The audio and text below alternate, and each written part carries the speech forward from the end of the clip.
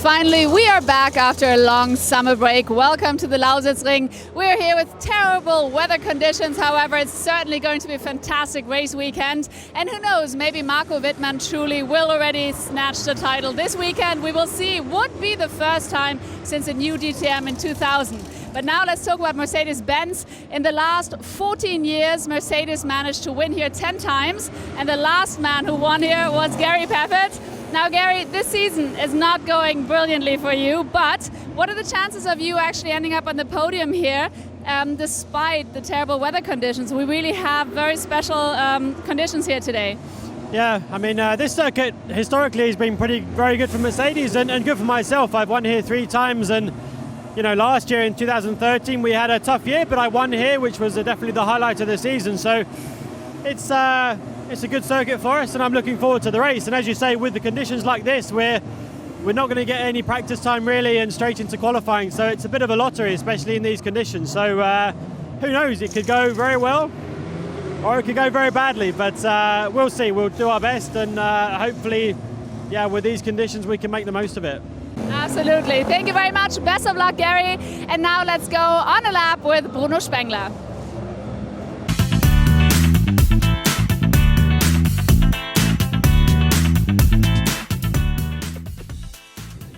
Hi guys, welcome here in Lausitzring. I will bring you now to a fast lap on this track.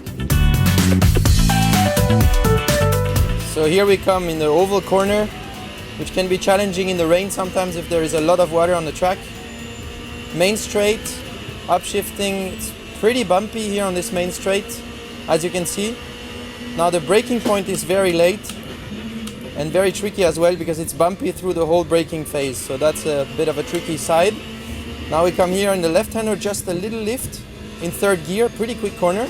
Just a little braking now for the right-hander, 2nd gear. Lift a bit for the left, still 2nd gear, and then early on the power, also difficult there because of the bumps. The next one is a interesting corner. You can brake very, very late, 50 at the 50 sign. And early on the power again, very bumpy the exit here. And we go into that fast right-hander, which is also tricky and bumpy, and important to be early on the power for the long straight behind. Could be overtaking there in the next corner.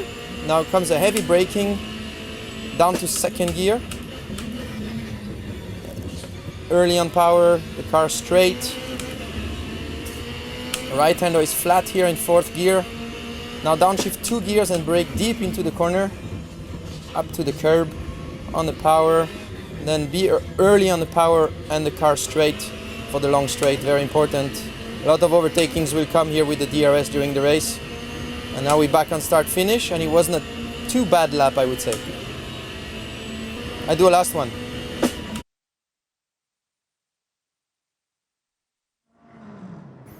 So thanks very much to Bruno Spengler then giving us a hot lap here at the Lausitzring. And well, hot laps are something we've not had enough of here at the Lausitzring. Alongside me, David, we've just seen a very, very shortened free practice session. And there you could see the results of that free practice session, which to be fair was led by Augusto Farfus with a 1:22.622. The reason for not very much running, actually not because of rain, not because of any other reason other than very low cloud and a bit of fog. And the net result of that is that the medical helicopter, should it ever have been needed, couldn't have taken off. And so visibility on track wasn't a problem. It was the low cloud preventing the medical helicopter from flying. And so therefore, at this point in the weekend, they've normally had the 15-minute rollout yesterday and then 2 hours of running today in free practice. They haven't had 2 hours, they've had 15 minutes on a road that was damp but drying. And by the end of the session, the best times were coming on slick tyres. So drivers go into this qualifying session with virtually no data. They've had precious little track running. This potentially is going to make this a fascinating qualifying session because it really does become a lottery. Yeah, you're absolutely right. And we're seeing those cars getting out very, very early on here. And, well, of course, the qualifying in DTM now in 3 parts.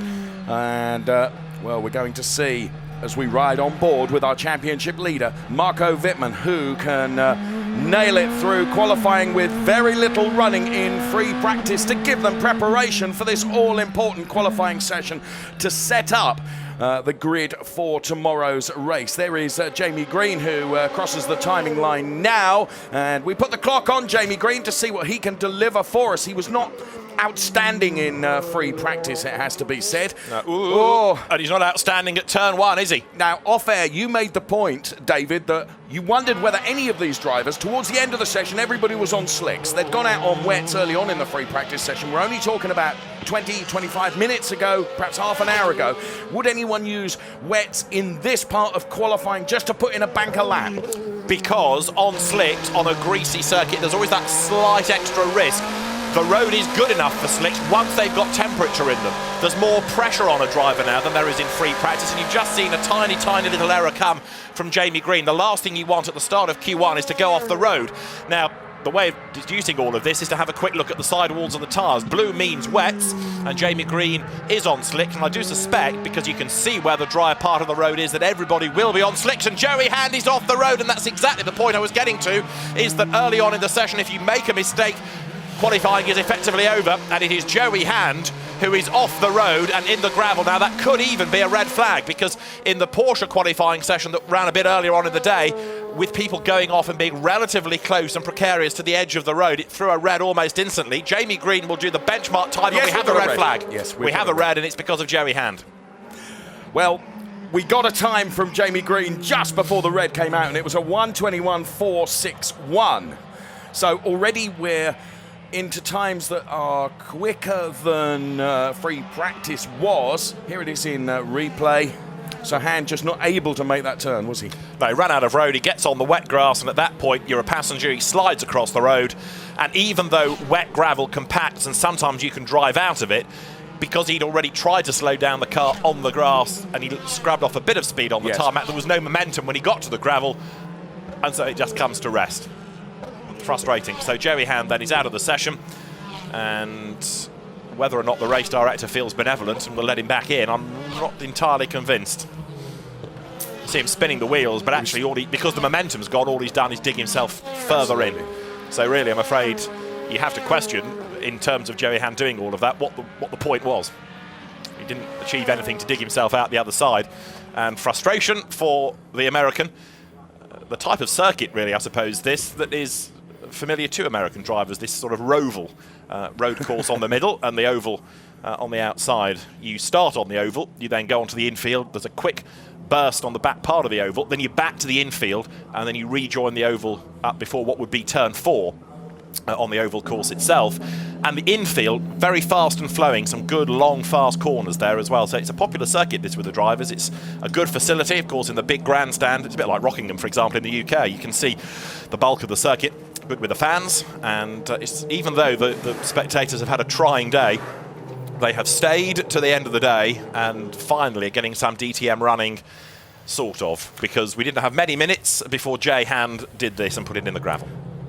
And what we should mention with regards to DTM and their liking of the Lausitzring is, of course, a lot of testing is carried out here. Indeed, and Matthias Ekström, I think, has said that this is the circuit of all on the DTM calendar he knows the most, because he's done endless laps here in testing. And Ekström, just to go to the business end of all of this, the championship, he's now arriving here joint second in the title race with Edo Mortara, but Marco Wittmann on 120 points very nearly has double the score plus of everybody else, and all he needs is fourth place out of this for the weekend. Now, we are going to go straight into Q2. Joey Hand's red flag means that Q1 is over and the screen has been reset and we are into Q2. Now, I would imagine that will be everybody that will go through into that. Apart from Joey Hand, as the cause of the stoppage, he will go no further. But as everybody, or rather nobody, other than Jamie Green, had done a lap time, if you're following all of this, everybody's allowed into Q2. We had it at Brands Hatch, if you remember, a few years ago in the 3-part qualifying days when it was the season that everybody seemed to have dramas going into Druids. Over the brow, brake, and slide off into the gravel. And was it Catherine Legg who was the first casualty? And so the first part of qualifying was red flagged. It wasn't restarted because, of course, this all has to be done to a time slot for live television. television, Yes. and hence everybody was moved through into the next part of qualifying. So this now gives you 22 starters down to 8. This is going to be manic. It is going to be manic. It's going to be very, very exciting as well. We can see from our high vantage point up in the main grandstand that Joey Hand has managed to dig himself out of the gravel. So he's got the car pointing in the right direction now and heading back, but he will take no further part in qualifying. So unfortunately, Joey Hand then in the Crown Plaza liveried machine is the first to be out of, well, what was a first part of qualifying, which was cut really rather short. So that's a case of handover. Yes, it is. Yes. So Joey Hand goes no further other than back to the pit lane, and he will start at the rear of the grid. So big frustration for him, and to an extent, frustration for everybody else, because they've just lost another 8 minutes of track time. That's what we had on the clock when the red flag came out.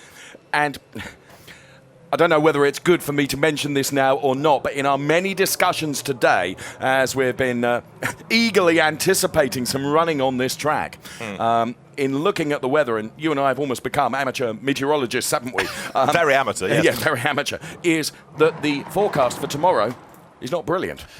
It's not brilliant in a kind of really bad way, and this is a concern to everybody. Now, before we get to Q2, let's hear from Augusto Farfus, the man fastest in free practice. Yeah, Augusto, you were fastest this morning in free practice. Very, very short free practice. How is the feeling for the qualifying now? Yeah, the session, it's a crazy day.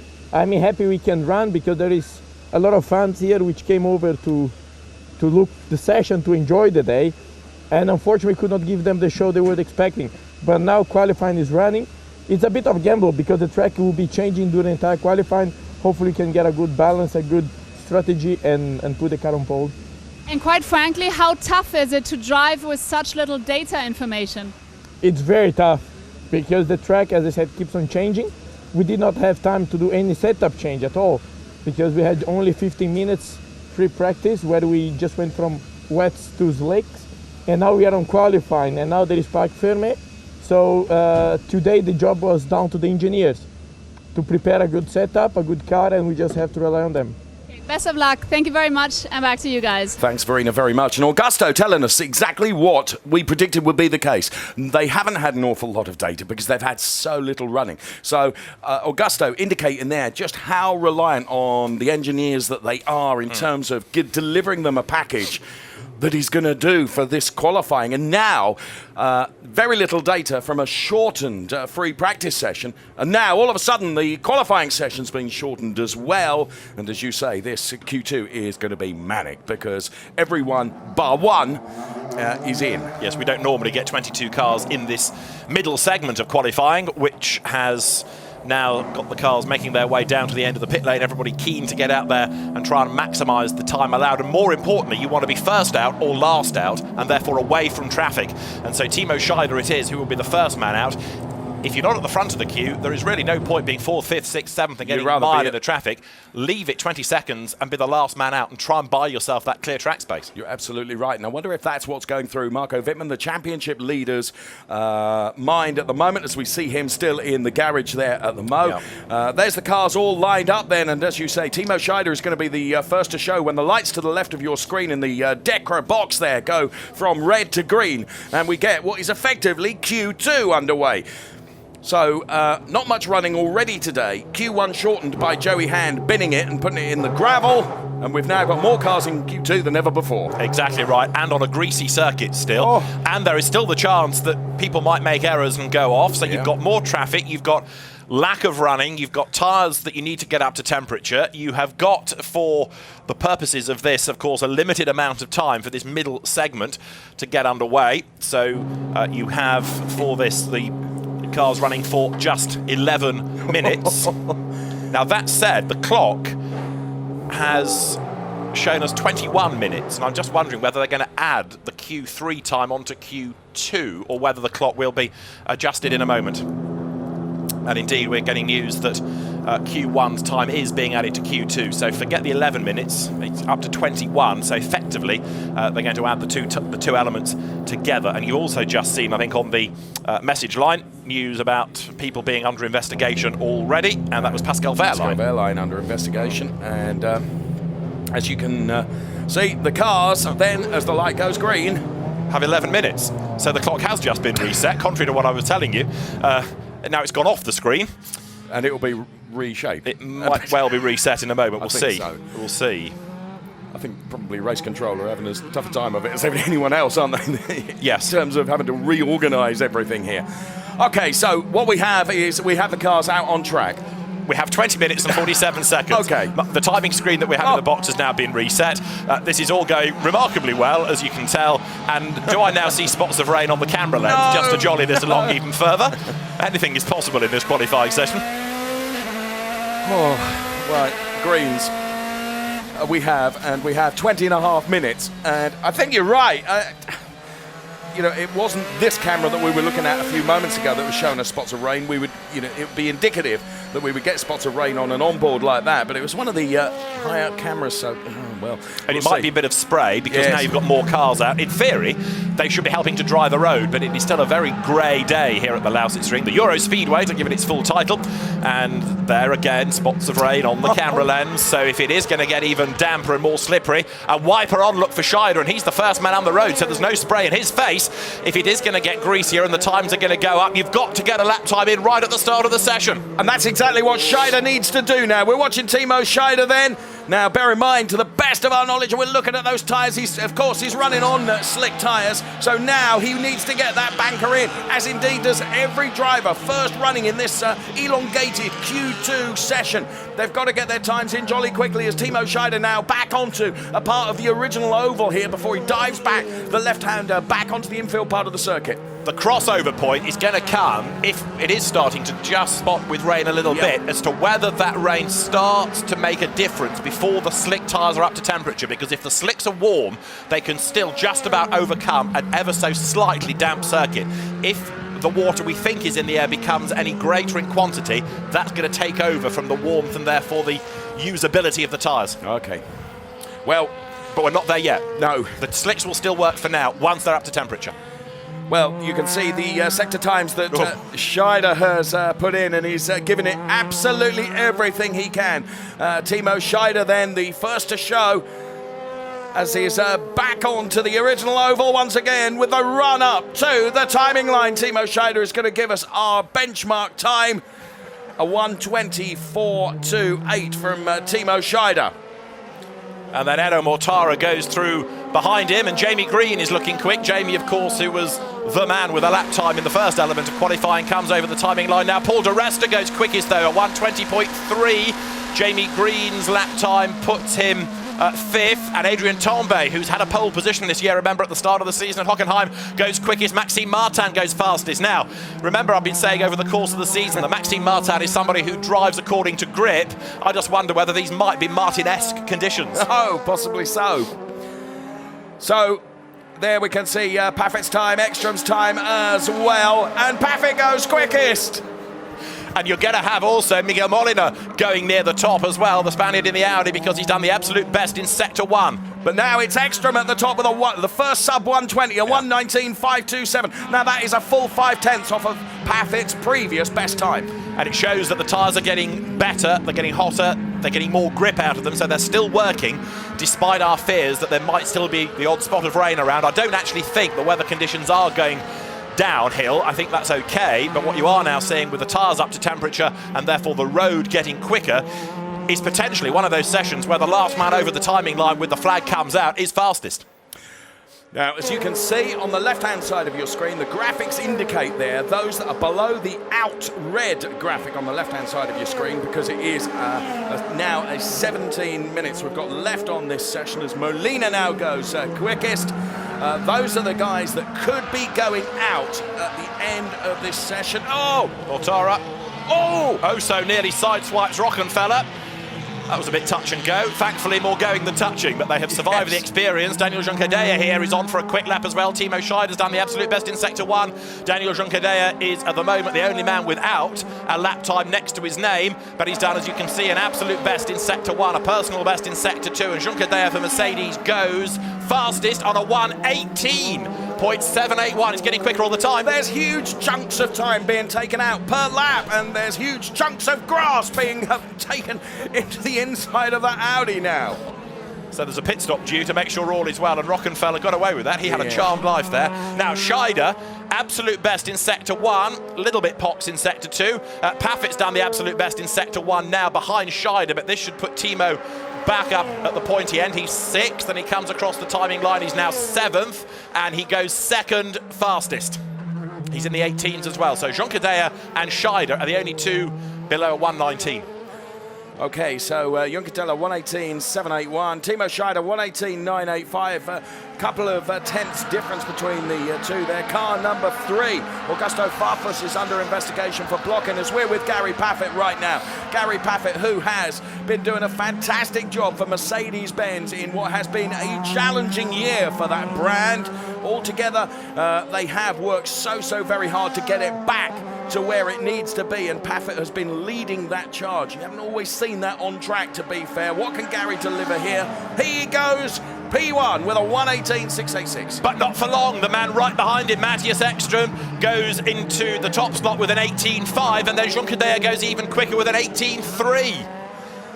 It is coming, it's tumbling down, isn't it? Absolutely. In terms of lap times, there is our current P1, Danny Juncadella, then in that Mercedes-Benz. Now here is the championship leader, Marco Wittmann, who at the moment, where is he?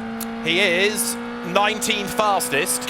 Now, bearing in mind that this session has been elongated, but you've taken into it another set of tyres out of Q1. The road is getting quicker and quicker and quicker.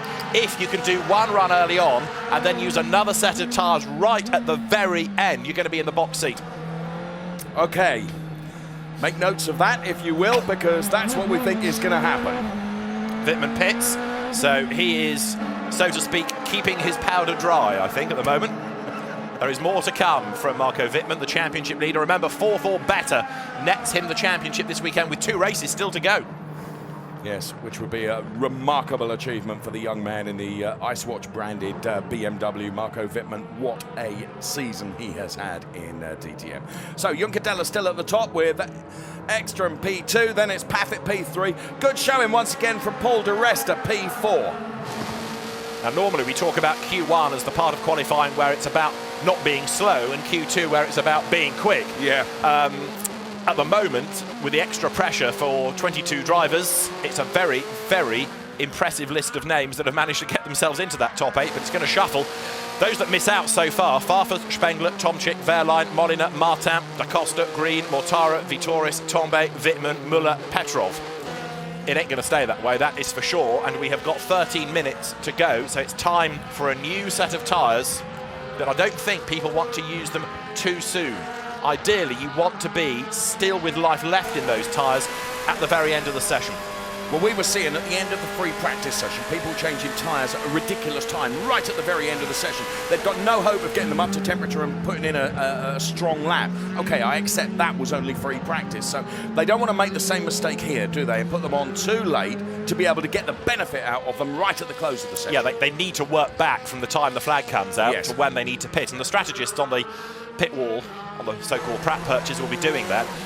Augusto Farfus and Pascal Wehrlein both being reported to the stewards, so it was blocking, wasn't it, for Farfus? It was a pit infringement for Wehrlein. The stewards will have a look at that during the course of the afternoon, so it may well be that wherever Farfus and Wehrlein end up, there's an adjunct to the story.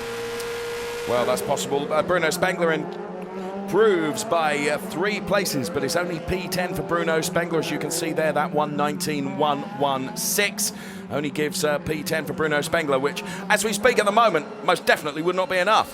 No, indeed, and in the Mercedes garages, there is work going on before they send the cars back out for another run. 12 minutes to go. Mike Rockenfeller is away back down the pit lane. He's just come out of the scrutineering area, so he's not leaving the team, he's leaving the scrutineering bay, and now he heads down the pit lane to return to the team. Mike Rockenfeller, who drives for Ernst Moser's Phoenix squad. Now, Timo Scheider looking quick. He had a really torrid time, didn't he, in Moscow and at the Nürburgring. Here, he's looking a bit more racy, double champion. 7th fastest is Scheider. This should be a good lap. Absolute best sector 2, personal best sector 1. Add them together, he goes 2nd fastest, just under a 10th down on Daniel Jonquerea. So 1:18.413 that time from Timo Scheider. Now here's one of the drivers that's being reported to the stewards then, and it is Augusto Farfus, who's languishing down there at the moment, P12. So Augusto Farfus, and we have 11 minutes left in this session. Green sector 1, purple sector 2. So this could be pretty good from Augusto Farfus. They should bring him into the mix, pending any penalties, because he's 12th at the moment, but he is 2/10 down in sector 1. That's the problem. Has he made up more than 2/10 in sectors 2 and 3 combined to go fastest? The answer is no. He's only 5th fastest. He lost out against his own time in sector 3, and even though he was good-ish in sector 1, it wasn't good enough. Right. Now, Mike Rockenfeller is 9th. He's the first one to have missed the cut, so he should be able to get back in, I would have thought. This is a great onboard shot from Jamie Green, who's gone purple in sector 1. So Jamie Green's Audi, you can see there, goes green in sector 2. So Jamie Green needs to absolutely have a stellar sector 3, doesn't he? Jamie Green, where is he down the order? P18 at the moment, as you can see on the graphics to the very left there, as you see the Jamie Green name. What can he do? Trouble is, he's 3/10 down in the middle sector. It's a personal best, but he's 3/10 away from the absolute best of Farfus, so he's got to pull something really big out of the bag now. Well, just a couple of seconds, we are going to find out what Jamie Green can deliver. Well, he can go 5th fastest, which would keep him in to the next part of qualifying, but... and that's the important thing, isn't it? Of course. Also of significance is that Matthias Ekström is 3rd, and Wittmann has still not done a proper lap time, really. He's done a 19.7 as his first effort, but he's done no more than that. So 9.5 minutes to go. Can Wittmann get himself into the top 8? Ordinarily, you'd say, yes, of course he can, but he's not yet delivered the lap time that will do that. So there's some pressure beginning to build then for Marco Wittmann. We're with Nico Müller now, P12. Is his position, is he going to improve on that? He does by 3 places, goes up to P9, but P9 would not be enough. He misses out by 28 thousandths of a second. Right, here comes Marco Wittmann then, saying that he's under perhaps a little bit of pressure. He's got 9 minutes left to run. Marco Wittmann, the championship leader. P4 or better is going to be enough for him in the race tomorrow. He goes P4 on the timing screen. Oh, that's that problem solved then, says Marco, just in case you were worried about me. Worry no more. Of course, with 8.5 minutes still to run, there is the possibility that others towards the end might go faster and nudge him down the order, so we need to see that. He is only 5 thousandths ahead of Gary Paffett, and we've just had Jamie Green improve once more to go up to 4th fastest ahead of Wittmann. Farfus is now on the bubble because he's down to 8th quickest. Vitoris looks good, 2 personal bests on this lap in the Mercedes, and he goes over the timing line 10th, a 1:18.8. Martin Tomczyk is the slowest. He didn't do any proper running at all in the brief free practice session that we had, and Tomczyk is struggling. Adrian Tombe is 21st, and I would suggest struggling as well, and Bruno Spengler is 18th. So it's another of those sessions where there are some big names languishing. P19 is where Robert Wickens is at the moment. 26.3 sector 1, 19.6 sector 2. So Robert Wickens then, as he heads up towards the timing line here, he goes fastest to 1:18.267 from Robert Wickens. And an interesting lap that, because they Didn't were all see personal, that coming. Yeah. all personal best, but no absolute best. But it was just very well strung together. So it was a consistently quick lap. It wasn't peaking and troughing across the different sectors. He is there by 13 thousandths of a second. So he's only a Nat semi-crotchet ahead of Timo Scheider, and we have got 7 minutes and change on the clock. Paul di Resta improves just 1 place, so 1:18.759. Also under investigation for blocking now is Martin Tomczyk. What are you, the court reporter or something? Absolutely. All of a sudden, the stewards are going to be busy. They've had nothing to do all day apart from look at different versions of a timetable, and now they're earning their corn, aren't they? Pascal Wehrlein bangs in a lap time that gives him P5 at the moment. So the order, which is changing constantly, it's Wickens, Scheider, Juncadella, Ekström, Wehrlein, Rockenfeller, Green, Wittmann now. is on the bubble. And not only that, he, as Timo Glock goes to the top of the times, he's out of the top 8. I was about to say he's the top BMW, but he's not, because Timo Glock, and there he is now the fastest, an 18.141. So Wittmann does have to start digging deeper, doesn't he? Spengler comes over the timing line. He's not had a great session thus far, and he's just improved, but only to 13th fastest. Now, interestingly, Scheider has just pulled into the pit lane. Can see that from our vantage point up here, as we've got 2 green sectors for Gary Paffett. I wonder if Scheider is putting another set on to use in the final 6 minutes of this qualifying session, this part of qualifying, as we're watching Gary Paffett now back out onto the oval. This should get him into the top 8, because he's managed to do a lap in the sectors that, if you string it all together, should just about compute to nudge him into the top 8. Let's see whether it bears out that way. Yes, he goes 4th quickest, so Gary Paffett is in the top 8. Well, all the drama that surrounds this qualifying session is really building to a crescendo, and of course we've still got Q1 to come. So Robert Wickens, who is P2 at the moment, not had a brilliant second sector here.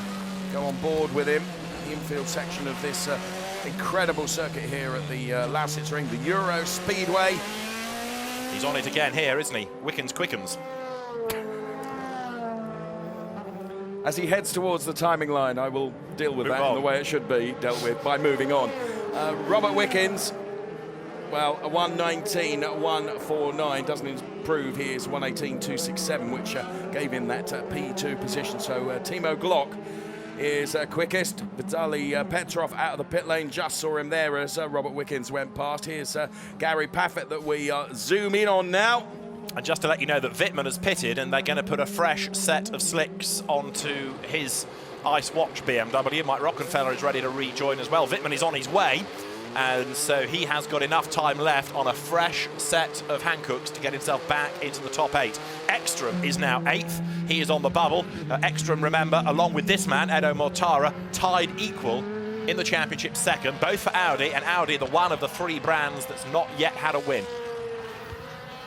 Edo Mortara, we're watching right now, P17 at the moment, a 26.3 first sector, 19.7 second sector, as he nails the Audi now, heading towards the timing line. What can Edo Mortara deliver? Well, it's P10, which is not enough, a 1:18.537, but the margin so, as Paffett's in with presumably a new set going on to the Euronics Mercedes. We've got 3 3/4 minutes left. There is the Audi team boss looking on. And the scrutineers making sure that the tyres are those that have been allocated. Now, Timo Scheider was a bit down in Sector 1, but the absolute best in Sector 2, added to whatever he does in Sector 3, and he goes quickest of all, a 1:18.059. And you've got to say, that was a lap that could have been even better, because he was down on his earlier best in the first sector. So we are reaching the sharp end of this part of qualifying. We have just 3 minutes and counting left to run. Scheider, that man, is top of the timing screen at the moment with a 1:18.059. So, Antonio Felix da Costa, we're watching it. So Scheider, Glock, Wickens, the 1, 2, 3. Scheider is on an even better lap, because now he has done the absolute best in Sector 1, but he's only done that just after Paul Di Resta had done the previous absolute best. And so Di Resta, who is 15th, could be about to magic something up here. Da Costa, 11th, not good enough, but it does help him up the order, of course. It's not just about being in the top 8. If you can't get in the 8, you want to be at least 9th, because that's a better place, clearly, for the race start tomorrow. On board with Christian Vittoris now. There is that car in full. 26.1 Sector 1, 19.6 Sector 2. Right, where else to look? Di Resta is on a quick lap, so Jean Cadea, so too is Wehrlein, but Marco Wittmann has done a personal and an absolute best in Sectors 1 and 2, and there are just 2 minutes of Q2 to go. Here comes Christian Vittoris, and he goes 5th fastest. Here comes Wittmann. This could be top. Marco Wittmann, championship leader, Goes P3, 1:17.981. Misses out by just under 3/10. Now the other quick lap to come should be from Paul Di Resta. Also you've got Wehrlein with an absolute and a personal best, and you're looking at him now. Ekstrom up to second, almost unnoticed. So it's Scheider, Ekstrom, Audi 1-2, Juncadella 3, Wittmann 4, Green 5, Glock 6, Vitoris 7. There's a yellow flag now out. Somebody has had a drama, and that is going to affect life. It's Vitaly Petrov, I think, that's gone round. Okay. He's got it back round again and is underway, but we have got, yes, the yellow disappears. Wehrlein third, and yeah, you're right, the yellow flag zone is no more. This could well be the replay of it. It is. Lots of speed onto the damp part of the circuit, and round comes the back. Well, Vitaly got it going very, very quickly, so the yellow was only out for a moment or two. So, in all of that, the order is, with less than a minute remaining, Scheider, Ekstrom, Wehrlein, Juncadella, Wittmann, Green, Glock, Vitoris. There is the offending car, if you like, of Vitaly Petrov that caused the momentary yellow. There are still people pushing on. Vitoris, Rockenfeller, and also Petrov, after his drama, have done good things in sectors. So we're not done yet. There is still the potential that that top 8 could shuffle around a little bit. Vitoris went through. That was a slightly slower lap. But everybody crossing the timing line now has got another lap to go, and Gary Paffett has done the absolute best in Sector 1. Paffett starts his last lap 12th. There's Spengler, who is also struggling because Spengler is down 20th. Very, very bad qualifying. Yes, we're watching Bruno Spengler there. Well, personals in Sector 1 and Sector 2, whether that will be enough to elevate him up the order from his current P20. The one we're keeping an eye on, of course, is Gary Paffett, that you quite rightly said. But he's 3/10 down in the middle sector, so may not work out. Spengler should be an improver, 2 personal best, but is it enough? Farfus also is on a quick lap. Flag for Spengler, who goes through, and the time now comes up. And where does that put him? 16th fastest. Paffett goes 5th fastest. Okay, that knocks Wittmann down to 6th. Any other improvers? Molina 7th. Here comes Rockenfeller, who is 11th, 2 personal bests. If he can get ahead of Wittmann, that's all good for the opposition in the championship, namely his 2 Audi Mark mates, but Rockenfeller does improve, but only to 10th, and 18-1. Farfus, 2 personal bests, and he is penultimate. It's been a lousy qualifying for the man that topped free practice. Augusto Farfus here has got to do something absolutely amazing to get within striking distance of the front of the grid. He comes across the timing line. Now he ends up 15th. He had been nudged down to slowest, but 15th for Farfus is a long, long way down. Now, are we done? Has everybody else that's on a quick lap taken the flag? I think pretty much they have. And so Wittmann 6th, but Ekstrom 2nd. Where did Mortara end up? 13th. So Ekstrom, after a really duff qualifying at the Nürburgring, has turned it around here. Yes. And bear in mind the situation with regards to Ekstrom and Mortara and the points tied on numbers. So we have Timo Scheider, Matthias Ekstrom, Pascal Wehrlein, Danny Juncadella, Gary Paffett, Marco Wittmann, Miguel Molina, and Jamie Green are top 8. So as the cars all into the pit lane, of course, another session of qualifying to come for the fastest 8. We lose Glock, Rockenfeller, Vitoris, Wickens, Mortara, Petrov, Farfus, Martin, Spengler, Tombe, Da Costa, Muller, Tomczyk, and Di Resta. But the margins, David, so close. Well, Paffett to Wittmann is 1/1000th of a second. It cannot be closer in the 3-digit timing that we get. So just 1/1000th of a second. Paffett 5th, and then Wittmann 6th. But having said all of that, once you're in the top 8, it doesn't really matter about the times. Here's confirmation then. Timo Scheider topped that part of qualifying with a 1:17.699. Then it was Ekstrom, Wehrlein, Juncadella, Paffett, Wittmann, Molina, and Jamie Green. First of those we see out, Timo Glock. Also Mike Rockenfeller, Christian Vitoris, Robert Wickens. And on the second page, it's Edo Mortara, Vitaly Petrov, Augusto Farfus, Maxime Martin. Some big names going out here. Bruno Spengler, Adrian Tombe, Antonio Felix da Costa, Nico Muller, Martin Tomczyk, and Paul Di Resta. The last time I mentioned Paul Di Resta, he just found the absolute best in the first sector. He ends up penultimate on the grid. Of course, Joey Hand will be behind him, but effectively, with those that have done a proper qualifying time, there he is, a very frustrated-looking Paul di Resta, ends up at the back of the grid, effectively 22nd of the 23 cars. Augusto Farfus will not be best pleased. He was on the podium here last year, but 15th on the grid. Now, dependent upon weather and strategy, you never know what he might be able to do in the race, but also there is this Damocletian investigation for blocking. Yes, and that involves, well, a number of cars. Augusto Farfus. Who else have we got in there? Also, Tomczyk and Pascal Wehrlein under investigation as well. We're looking at the Paul di Resta car there. Martin Tomczyk. Yeah, 21st. And he was just under a second away from the top. And I suspect, as you look at Nico Müller, who was 20th, that if Verena gets a chance to talk to some of the drivers that have been bumped out, they will cite the fact they've had so little running as really one of the key problems. So we said as qualifying got underway, it was going to be a lottery. Antonio Felix da Costa, of course, he was always going to struggle, new to the DTM and therefore new to the circuit as well to an extent. He would have raced here in other categories in single-seaters, but not in the DTM. He ends up 19th. That shot of him was on wet tyres. Bruno Spengler, 17th, also here seen on wets. Adrian Tombay, 18th between the BMWs. Maxime Martin, a bit disappointing as well, 16th fastest. I did say at the start of the session that these conditions might be to his liking, but actually in the end, not. But of course, although he's raced here in a GT car, not in a DTM car, so again, he needed the running. Farfus only ends up 15th. And despite his spin, Vitaly Petrov ends the session. Has got more used to the DTM. We're reaching the conclusion of the DTM for 2014. He's got more used to the car, and the car has been improving as well. Indeed, it is, of course, yet another new circuit for him, and he's had little running, and yet he gets his best qualifying of the season. So Petrov 14th, Mortara 13th, Wickens 12th, here Christian Vitoris 11th. And remember, all of these missed the cut. Mike Rockenfeller improved right at the very end, but only as far as 10th. The reigning champions had a really frustrating season.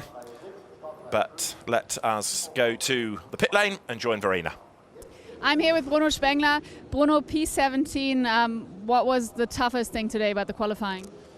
Well, the toughest thing today is that, I think we again did not really start on a good basis with our car, like we did a few races this year, and it was the same for everybody, you know, and not a lot of free practice for everybody, and I think some started with a good basis and some other with a less good basis, and we started with a pretty bad basis, I would have to say.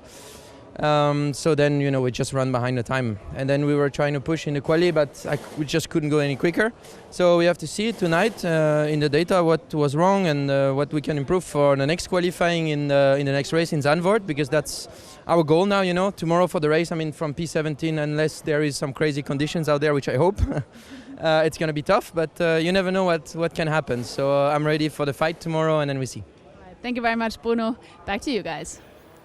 Always get a soundbite from Bruno Spengler, don't we? He's a good ambassador for BMW as well. Look, we've said this about other drivers. He doesn't moan about the team. He accepts it on the chin. And Spengler, as we saw at the Hungaroring, is somebody that never gives up fighting. And even though it's not a great qualifying, he will certainly give it all in the race and see what progress can be made. And the point he makes about hoping for crazy conditions, well, remember what happened at Ossersleben, which was just the wildest race we've had in a long, long time. Anything can happen. As you saw, that was a race won by a pit lane starter. A little bit of debris flies there. And Martin Tomczyk, somebody else that's had a frustrating qualifying session. He's now with Verena. Yeah, very frustrating in P21. Why this morning you were the only one who didn't actually go out in the free practice? Why? Yeah, unfortunately we had a technical failure on the car right when I went out, and then I had immediately to come back. So it was 15 minutes lost time for me. I mean, especially when you don't have any free practice.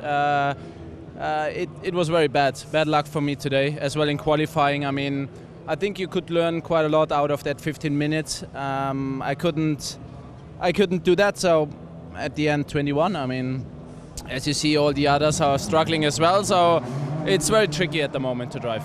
So the whole day fits quite well together. Let's hope for a better day for tomorrow. Thank you very much. Back to you guys. Thank you very much, Verena. We are into the final part of qualifying, and interesting how one of the most experienced racers out there, Gary Paffett, decides to go out very, very early on. But just before we get on with this session, let's hear from Paul di Resta, who I too think will be very disappointed, actually. I bet he will be. P22 is very frustrating. What were you struggling with most? I mean, obviously you all didn't have very much data from the 15 minutes this morning. Yeah, unfortunately I made a mistake on the last set of tyres on the first time lap. One of these things when the conditions are the way they are, and then the next lap there was a yellow flag in the middle sector, and the car was in the middle of the track, so unable to improve upon the lap before, and you need to be key in getting the lap times done when the conditions are good. Well, thank you very much, and back to you guys. Thanks, Farina. Frustrating for Paul di Resta that therefore the car that cost him the chance to improve was another Mercedes, because that was Vitaly Petrov he was referring to, that he found in the middle of the road. Interesting the point he made, though. You need to you need to be in there early on in the session and bank one. And as I was saying, just before we cross to Farina and Paul di Resta there, Gary Paffett the first to leave the pit lane in this session of qualifying. Marco Wittmann leaving the pit lane now. He goes through the first corner, but on the inside of the ADAC curve, through the pit out part. Now works his way on the infield. Gary Paffett, though, will be the first driver ready to set a benchmark time within Q3. So 9th to 23rd, barring any penalties post-qualifying, are set. This last 11 minutes will sort out the top 8 on the grid. And a 17.699 is the best lap that we've had thus far. That was out of Timo Scheider in Q2. So Gary Paffett, well, of course he does the absolute best in Sector 1 because he's one of only 2 drivers that's got there thus far. It's the lap time that we need to really be concerned with relative to everybody else. But as each car goes through the first sector, so other improvements are found. Wehrlein is quicker than Paffett in Sector 1, and Juncker is quicker than both. So that tells its own story as we continue to watch the Euronics liveried Mercedes-Benz of Gary Paffett then heading around the Lausitzring circuit here. This is the final part of what has been an extremely dramatic qualifying session. Dramatic because it's been shortened somewhat, and he heads towards the timing line now, and he will give us our first time, which is a 1:18.291.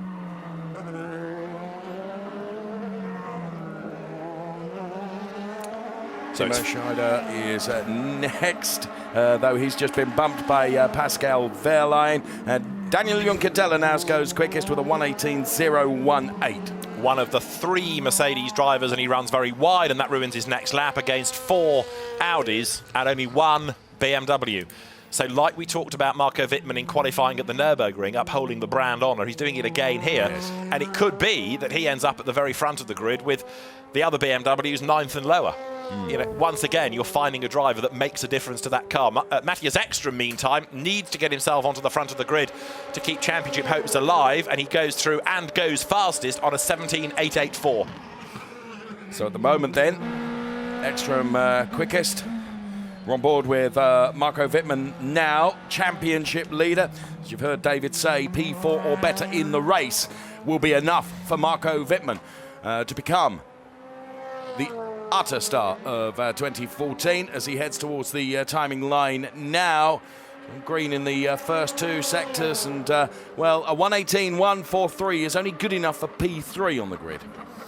Thus far, but he'll get another run, won't he, before the end? So that's his banker lap, if you like.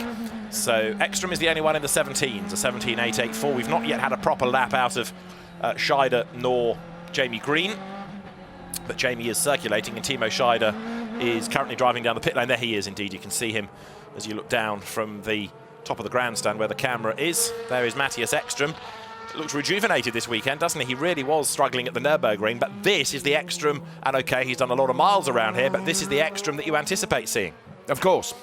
Well, 1:17.884 gives him P1 at the moment. I don't think these sector times will reveal a quicker lap. 1:17.876. So Ekström, Juncker, Wittmann, Paffett, Wehrlein, Molina, Timo Scheider. Ekström was quicker again, wasn't he? That at 17.876, slightly faster, but Jamie Green here has done the absolute best in Sector 1. Frustrating season for Jamie. We've seen a lot of speed, but it's never quite translated into results for him, so maybe things can change here. He has in his pretty long DTM career had 8 wins, but never won at the Lausitzring. Maybe it could change this weekend. So absolute best, personal best for him. But before he gets to the line, let's see what Daniel Juncadella can do. So here is Daniel Juncadella then. Currently P2. What can he pull out now as he crosses the timing line? Well, it's 1:18.107. So stays P2. This is Jamie Green. You can see purple in sector 1, green in sector 2. Jamie Green, here comes a lap time from him then. It's a 1:17.972, so he now goes second fastest. You're absolutely right. He was really nailing that. And time for another lap, of course. We've got 5 minutes left remaining in this final session of qualifying. More rubber going on to the Gary Paffett Mercedes. You can see there at the moment the session being led by Matthias Ekström. Then it's Jamie Green, Daniel Juncadella, Marco Wittmann is P4. This man, Gary Paffett, P5. Then it's Wehrlein, Molina and Timo Scheider. And interestingly, in comes Ekström as well.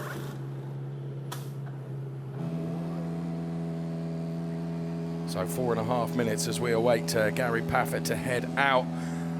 Back out onto the track. Now he's pointing at something in the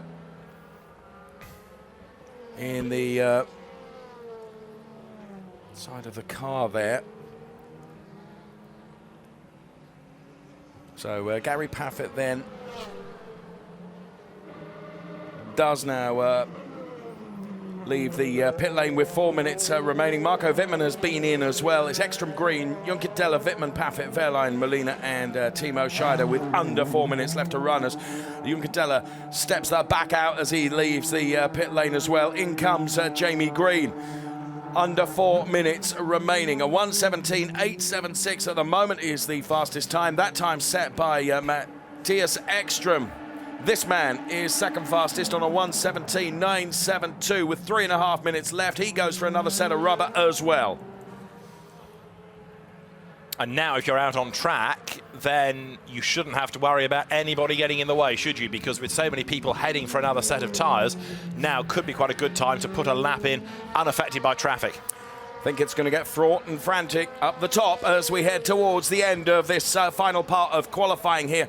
The DTM at Lausitzring with just over 3 minutes left. We're watching Miguel Molina here as he rounds the final turn 12 here at the Lausitzring on the old existing oval, heads towards the timing line. And Molina goes fastest with a 1:17.786. Now 2 3/4 minutes of the session still to go. Pascal Wehrlein has now done an absolute and a personal best. And again, there's no traffic around him. Of course, this is a fairly long lap anyway. It's just under 3.5 kilometres, so it's one of the longer laps. And with only 8 cars circulating at any one time in the session, traffic should not be an issue. Wehrlein could get himself here to the top of the times for Mercedes. He goes over the timing line. He does go fastest on a 1:17.547. Now, that's a reasonable margin, isn't it? A couple of tenths there. Here comes Timo Scheider. What can Timo Scheider do? Timo Scheider can go second fastest with a 1:17.761. 2 tenths away from the Wehrlein time of 1:17.547. Here comes Matthias Ekström heading towards the timing line. 4th fastest at the moment. Now he goes second fastest with a 1:17.604. Said it was going to be fraught and frantic towards the end of this qualifying session, and that is playing out here. Marco Wittmann, the championship leader, is P7 at the moment. Gary Paffett is P8. Here is Daniel Juncadella, who is P6. Bit of a shoddy sector 1, I think, and a better sector 2. I don't know whether, well, he's got to pull something magic out of the bag in sector 3. Shoddy is 2 tenths, but I grant you he's lost time and he can ill afford to do that. And under investigation is Molina for not looking after the pace of the car under a yellow flag zone. Juncadella across the timing line. 4th, he did go quicker, but it could have been even better, as you made that point about sector 1. Jamie Green now, who is currently P6. So what can Jamie Green do? We've got 1 minute and counting in this final part of qualifying here at the Lausitzring as Jamie Green rounds turn 12 and heads towards the timing line.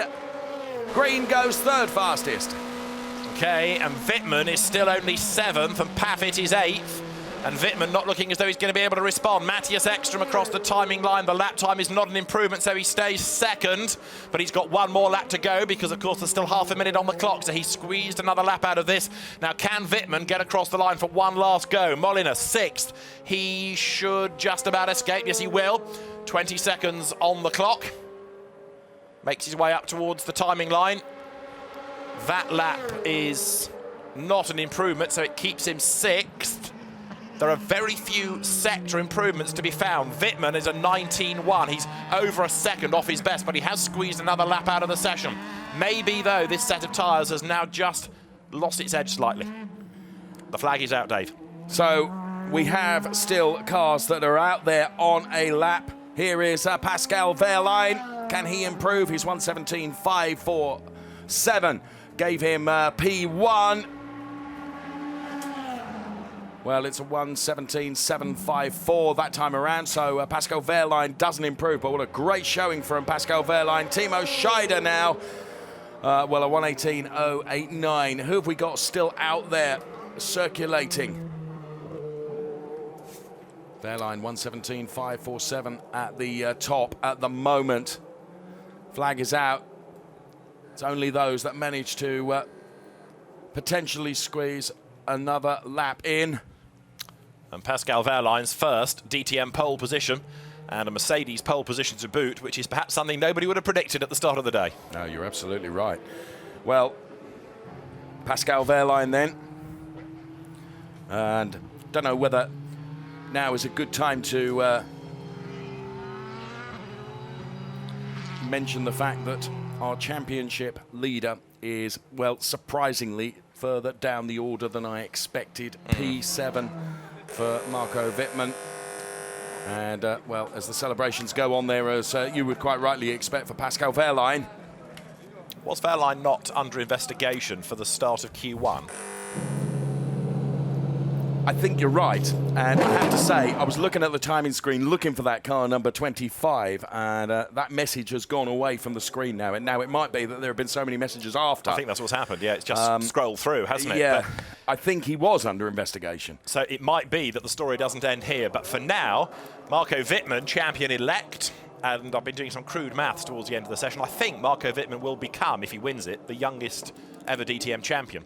I'll need to double check, but my feeling is that he'll be the youngest ever. He ends up 7th. This, Dave, is how the top 8 looks. It's Pascal Wehrlein at the moment, right at the top, with Matthias Ekström P2, then Jamie Green, Timo Scheider, Daniel Juncadella, Miguel Molina, Marco Wittmann, and Gary Paffett. That is the first 4 rows of the grid sorted for the race for tomorrow. As we look at the turbine that is behind the main grandstand here, that is here at the Lausitzring. Now, there were times earlier in the day where we couldn't see that turbine going round. So low was the cloud and so dense was the fog as Pascal Wehrlein climbs out of his car and, well, he's absolutely delighted with that.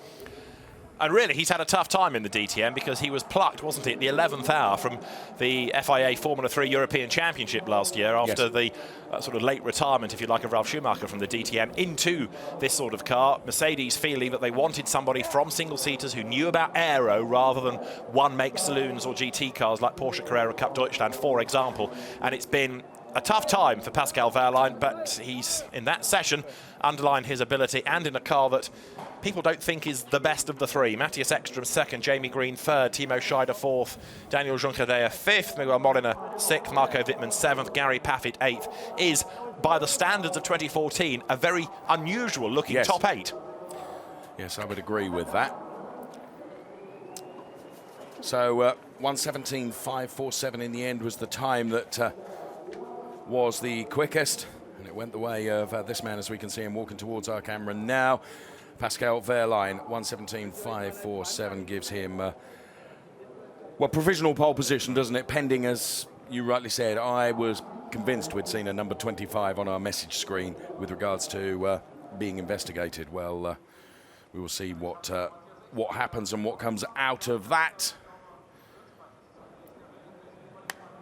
So he's congratulated by the Mercedes team. Good job. Indeed it was. So Pascal Wehrlein, a 17.5, plays Ekström's 17.6.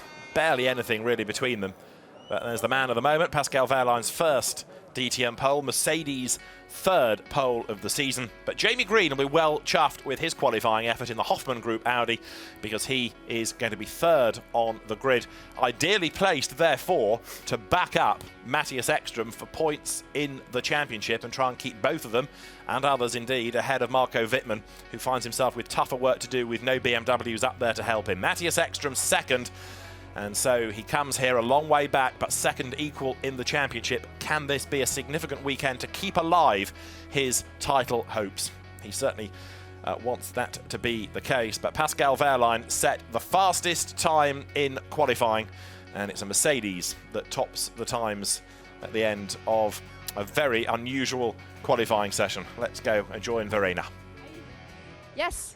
I'm here with Jamie Green. Now, the summer break seemed to have really done well for you. P3, how do you feel about that? And I mean, that's a good position for tomorrow's race as well. Yeah, I'm well happy, to be honest. Qualifying's been pretty decent for me the last few races. I've been in the top 6 the last 2-3 races, and again today. So, you know, that's where you need to be to get good race results. So hopefully, if I keep out of trouble tomorrow, then I can get a good result. That's what's definitely needed.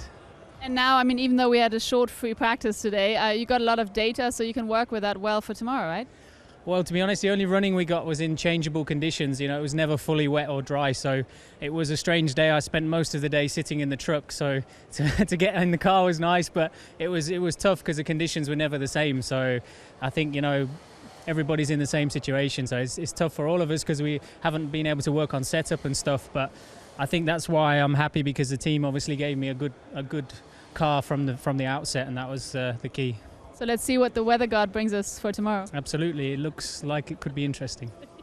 Thank you so much, and back to you guys. You can rely on an Englishman to talk about the weather, can't you?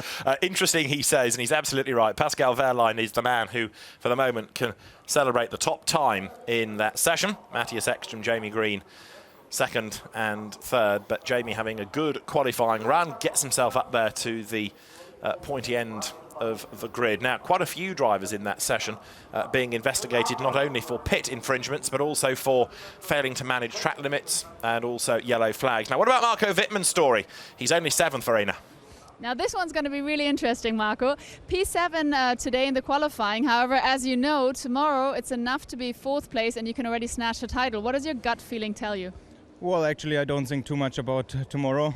For us, was a pretty difficult day, especially with these conditions, with just 50 minutes free practice time. It not really helped. I think it was more or less a lottery who had the best setup from the beginning of qualifying. Nobody really could set up the car, because in free practice we run under wet conditions. So it was pretty difficult, and yeah, for us a bit disappointing to be in general quite with a poor performance today. But I hope we can swap this tomorrow. And I'm sure you're going to fight like crazy tomorrow. For sure. Right, thank you, Marco. Back to you guys.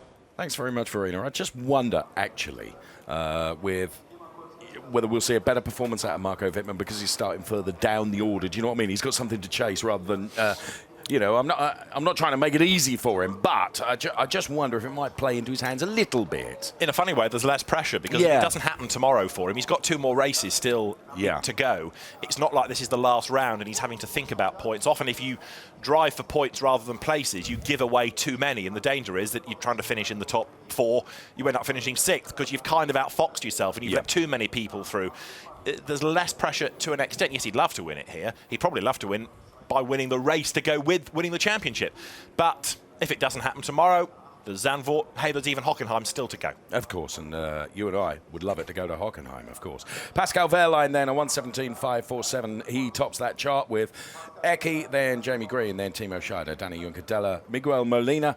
Marco Wittmann then, the man we've just heard from, is P7 as the second page of the combined result from qualifying comes up there. And right at the very bottom there, Joey Hand, who was out on the gravel during what was Q1, and he took no further part in qualifying, and the rest there that you can see. Now, Jamie Green was mentioning there that it's going to be very interesting with regards to tomorrow and the weather, but before we talk about that, let's hear from Matthias Ekström, who's with Verena. Yes, Eki, Now, it's been a while that you had good qualifying. Today certainly was a good qualifying with P2. Good feeling about tomorrow? Yeah, I mean, it's always nice to qualify in the front row, no discussion. But what I'm most surprised, I feel I do nothing different, but the car likes what I do much more than normally, because after the test we did here, we changed some things. And on the test, I were pretty confident. And also before the race, I was pretty sure if it could stay consistent, it would be nice to see. And at least it looks like it paid out in qualifying. Now it's just to the race to be proven. So tomorrow for the race, you have a good feeling? I mean, podium is nice. Victory is even nicer. Spring champagne is pretty nice. I tried it 2 times this year, I bet. But I won one race when I did the World Rallycross Championship. So actually, I'm looking forward more for a win than a podium. All right, best of luck. Thank you. And let's see, where's Pascal? Pascal! And here's the man who for the first time actually got pole position and is the youngest DTM driver of all times to snatch pole. Congratulations, first of all. You fought so hard. How proud are you? Yes, very proud. I think we had very tricky conditions. It was really hard outside. There were a few big moments where you nearly lost the car. So at the end, I put it together, we put it together. And yeah, that's the result. And looking at tomorrow, I know you guys always say, "Oh, I'm not looking at, not concentrating on tomorrow now." But quite frankly, for tomorrow, I mean, from pole position, there is the best chance of actually winning the race. What do you feel about that? Yeah, for sure. That's a good starting point. I think tomorrow we have to see the conditions. Yeah, we have to see for sure. The goal is to win the race, but yeah, we see tomorrow. We'll definitely cross our fingers. Thank you so much. And now back to you. Verena, it's going to go down legendary. I say, Pascal, over here. Got the man, didn't Absolutely. she? Brilliant work. Absolutely. With a wave and a smile, it's amazing people come running. There are, of course, some rather disappointed people in the pit lane. Mike Rockenfeller is one of them. The reigning champion has not yet had a win. We're still talking about Audi, winless, astonishingly, this season. There has been a kind of victory for them in the early hours of the day because Hans-Jürgen Ab's Formula E team scored victory at the last corner in the first race in China.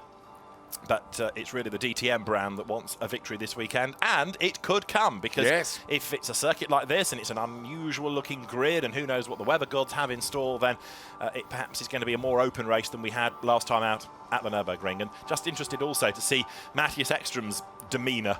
That smile had come back. That was not in evidence at all, was it, at the Nürburgring? No, you're right. It is the old Eggy back again, or seemingly so, isn't it? Well, there's the man with, well, he's set himself quite a bit of work to do, and as we mentioned earlier, perhaps in a funny sort of way, he's taken the pressure away from himself a bit because he'll be starting from P7, our championship leader, Marco Wittmann, who needs P4 or better to seal the championship here at the Lausitzring. Of course, in many ways, we all hope it goes to Hockenheim, of course. We want the drama to be maintained all the way to the very end of the DTM 2014 season. But the Ice Power liveried BMW there of Marco Wittmann will start from P7 tomorrow. Well, what will the weather gods do? Only time will tell. It's remained really dank and overcast and cloudy and sort of murky all day today. Let's see what it will be tomorrow. Okay, to the press conference now. Run number 8 in the DTM season 2014. After the qualifying here at the Lausitzring, for the first time ever in his young career,